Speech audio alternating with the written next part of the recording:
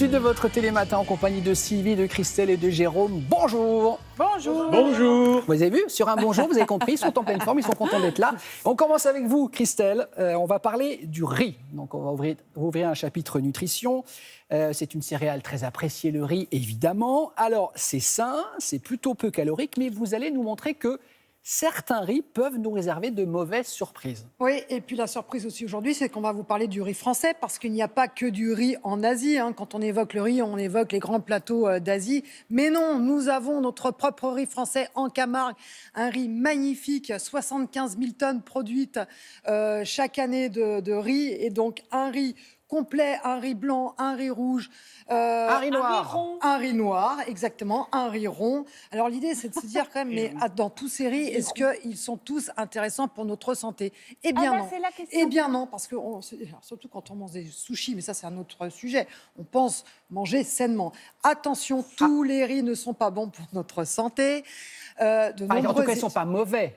Ah si, parce ça que va justement, jusque-là. mais s'il y a des travaux qui le coup montrent, de la des glycémie travaux qui grimpe et récents, tout. donc l'actualité, Ah oui. ce sont ces travaux récents qui montrent que manger régulièrement du riz blanc augmente le risque de diabète type 2. Et à l'inverse, manger régulièrement du riz complet diminue ce risque de diabète. C'est pour vous dire l'importance du choix de votre riz. Petite parenthèse, du côté de la Camargue, nous allons vous montrer quelles sont les qualités nutritionnelles du riz, mais aussi nous allons vous apprendre comment faire cuire votre riz sans vous planter. Enfin. Allez, on y va. En Camargue, toute la production de riz se trouve autour du Vacarès.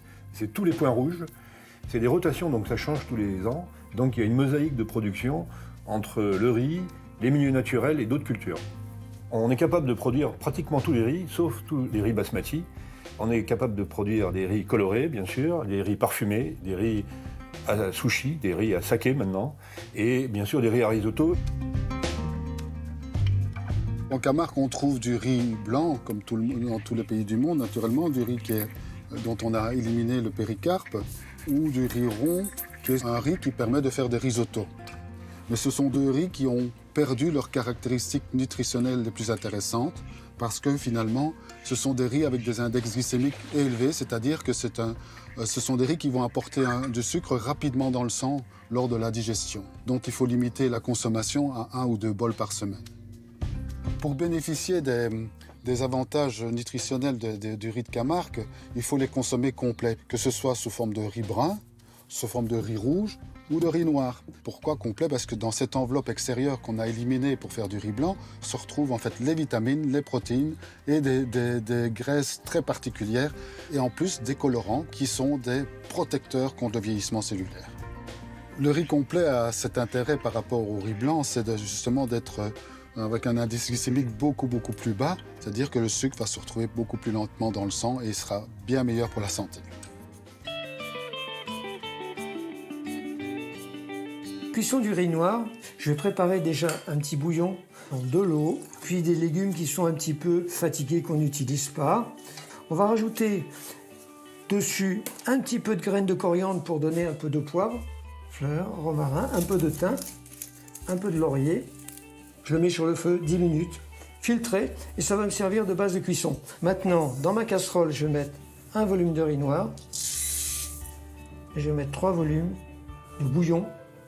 Et ça va cuire par absorption. Quand l'eau va arriver au niveau du riz, au bout de 25-30 minutes, pour tous les riz complets, c'est ça, le riz sera cuit. Là, le petit filet d'huile d'olive, ça l'a rendu luisant, le riz, là, on voit les grains se détachent bien. Je vais mettre mes petits légumes, le potimarron, la patate douce, le pané. Oui, juste saisi à l'huile d'olive.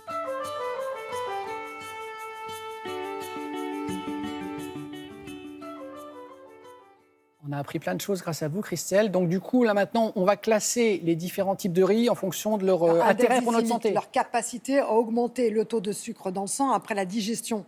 Donc Ouais. c'est là qu'on va voir qu'il y a vraiment de grandes différences entre les variétés de riz. Par exemple, si vous prenez un riz gluant ou un riz précuit, le riz précuit, ils sont vendus dans les grandes enseignes en sachet, en sachet, et en fait ils sont cuit une première fois pour que ce soit plus rapide. C'est pas Et bien, là, ça. l'index glycémique est catastrophique. Ah, zut. C'est le même que lorsque vous buvez un verre de soda. Donc si vous Non. mais absolument, donc, ou un verre de jus Le d'orange, un nombre verre de de soda. téléspectateurs qui Oui. ont dû lâcher leur tartine en disant Alors, je ne vous dis pas qu'il amène Lâcher autant de leur sucre sachet de que le verre de soda, mais je vous dis que Oui, le oui. sucre qui arrive à la même vitesse que pour un soda. Le riz classique, index glycémique moyen. Et là, on commence à s'intéresser au riz rouge, au riz basmati, au riz complet, un index glycémique qui tourne autour de 50. Donc, c'est un bon riz pour l'index glycémique. Et ensuite, le riz sauvage. Ça, il faut redécouvrir le riz sauvage. Et en Camargue, il y a énormément de riz sauvage. Et bien là, l'index glycémique est très bon puisqu'il est très riche en fibres. Et donc, le sucre monte tout doucement. Merci Christelle. Donc